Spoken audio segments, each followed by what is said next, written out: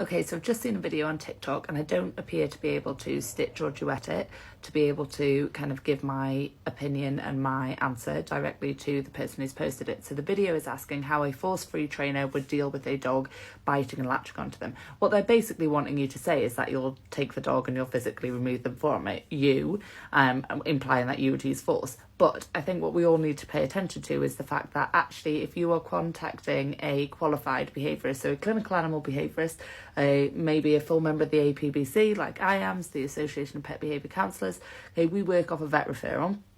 We would also have done a full questionnaire before we ever get to see the dog. For me personally, I do their initial consult. So the first time that I speak to someone, I would do that over something like Zoom, okay, and I have a lengthy discussion with the client to get to know the dog's boundaries, kind of where they would be able to cope, so their threshold, so the distance that me as a stranger could get to them, where they'd be able to feel comfortable, because there is no point in me putting the dog in a stressful situation, or to put the client in the position where potentially their dog is going to bite and they are going to end up in trouble from a legal perspective. And also we know that in that kind of situation, dogs in the UK can be put to sleep, so you just don't want to do it. So one of the first things that I do in that initial consult where I'm going through with them is I do cover off the legal side of things and how they need to get their dog to be safe so that they don't end up in those problems. And the way that I do that is I go through teaching them how to train the dog to wear a muzzle. We don't force the muzzle onto the dog chooses to put its head into the muzzle. When they have got to the stage, and it can be using loads of WhatsApp videos, they can video call me, they can have more Skype videos, whatever they want to do with me, okay, but I will talk them through the process. I send them videos of me doing it with my dogs, okay, but I will teach them to get the dog to be comfortable wearing the muzzle.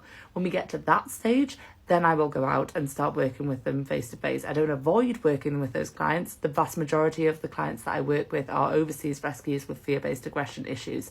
So no, I don't avoid working with them because I'm a force-free trainer. Okay, I just set my clients and the dogs up for success, and I put safety measures in place first, which is what any sensible professional will be doing, because even if that dog bit me, okay, then there is still a chance I wouldn't prosecute, okay, but word gets round, okay. And one of my clients came to me because the police said they had to. It was part of their paperwork that they got through from the police officer who dealt with the case, okay, but they came to me and it was a not an agreement, whatever they call it, was they had to see a clinical animal behaviourist, okay, and the very first thing that I did with that client was taught the dog to wear a muzzle. Safety first, always.